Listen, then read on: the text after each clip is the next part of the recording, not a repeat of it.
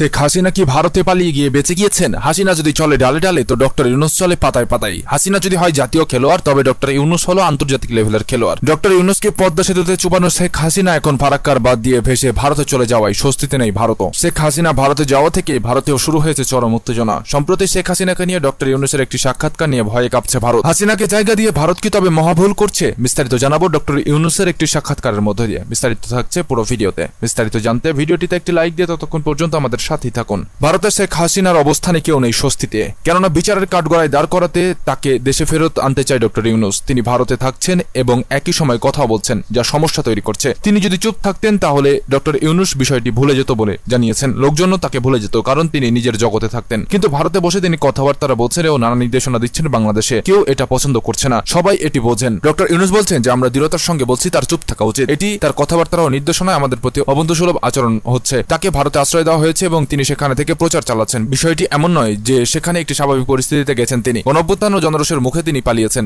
বলছিলেন ডক্টর মোহাম্মদ ইউনূস। গত 13ই আগস্ট হাসিনার এক বিবৃতি প্রসঙ্গে ডক্টর ইউনূস এসব কথা বলেন। বিবৃতিতে শেখ হাসিনা ন্যায় বিচার দাবি করে বলেন, সাম্প্রতিক সন্ত্রাসী কার্যকলাপ, হত্যাকাণ্ড ও লুটপাটে জড়িতদের অবশ্যই তদন্ত সাপেক্ষে চিহ্নিত করতে ও সাজা দিতে হবে বলে জানিয়েছেন ডক্টর ইউনূস। ভবিষ্যতে ভারত বাংলাদেশ সম্পর্ক নিয়ে কথা বলতে গিয়ে ডক্টর ইউনূস ভারতের সঙ্গে সুসম্পর্কের প্রত্যাশা ব্যক্ত করেন। সেই সঙ্গে তিনি বলেন, শুধু শেখ হাসিনার নেতৃত্বই বাংলাদেশে স্থিতিশীলতা নিশ্চিত করে নয়াদিল্লিকে এমন বয়ান অবশ্যই বাদ দিতে হবে। অধ্যাপক ডক্টর ইউনূস জানান যে সামনে এগোতে হলে ভারতের জন্য ওই বয়ান থেকে বেরিয়ে আসা প্রয়োজন। এই বয়ানটি হলো, প্রত্যেক ইসলামপন্থী, বাংলাদেশ জাতীয়তাবাদী দল বিএনপি ইসলামপন্থী, বাকি সবাই ইসলামপন্থী, আর তারা সবাই এদেশকে আফগানিস্তানে পরিণত করবেন এবং বাংলাদেশে শুধু শেখ হাসিনার হাতে নিরাপদ। ভারত এমনটা মনে করেন। ভারতের এমন বয়ান সত্যি খুব ভয়ঙ্কর। এই বয়ান থেকে বেরিয়ে আসতে হবে ভারতকে। বাংলাদেশ অন্য যে কোনো দেশের মতোই আরেকটি প্রতিবেশী দেশ। যদি এমন বয়ান থেকে বেরিয়ে আসতে না পারে ভারত, তবে ভারতের সাথে সম্পর্ক ভালো না হওয়ার ইঙ্গিত দিয়েছেন ডক্টর ইউনূস। তাছাড়া ছাত্র জনতার গণ আন্দোলনে ক্ষমতাচ্যুত শেখ হাসিনাকে নিয়ে ক্ষোভ প্রকাশ করেছেন এই বাংলাদেশের বর্তমান অন্তর্বর্তী সরকারের প্রধান উপদেষ্টা ডক্টর ইউনূস। প্রধানমন্ত্রীর পদ থেকে পদত্যাগ করে দেশ ছেড়ে পালিয়ে যাওয়া ভারতে যাওয়ার পর সাবেক প্রধানমন্ত্রী ও আওয়ামী লীগের সভাপতি শেখ হাসিনা সে দেশে আশ্রয় লাভের চেষ্টা করছেন। ভারতের সংবাদ মাধ্যম পিটিআইকে দেওয়া এক সাক্ষাৎকারে শেখ হাসিনার বিষয়ে ক্ষোভ প্রকাশ করেন ডক্টর ইউনূস। পিটিআই নিউজের ওয়েবসাইটে সাক্ষাৎকারটি প্রকাশ করা হয়। শান্তিতে নোবেলজয়ী অর্থনীতিবিদ ডক্টর মোহাম্মদ ইউনূস সাক্ষাৎকারে বলেন, বাংলাদেশ ফেরত না চাওয়া পর্যন্ত ভারতে অবস্থানকালে সাবেক ওই শেখ হাসিনার চুপ থাকা উচিত। শেখ হাসিনা বিভিন্ন রাজনৈতিক বিবৃতি দেওয়ার পরিপ্রেক্ষিতে ডক্টর মোহাম্মদ ইউনূস এই মন্তব্য করলেন। এসব বিবৃতিকে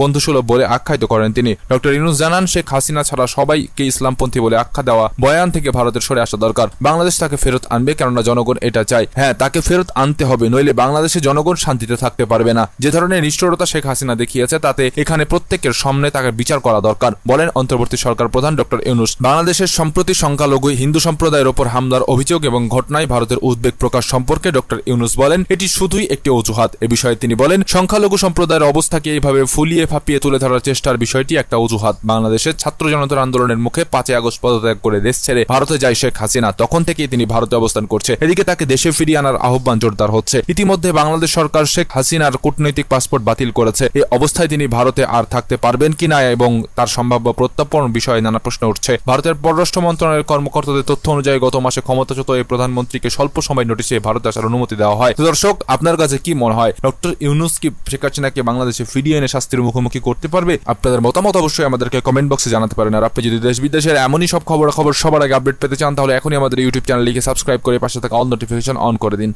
ধন্যবাদ।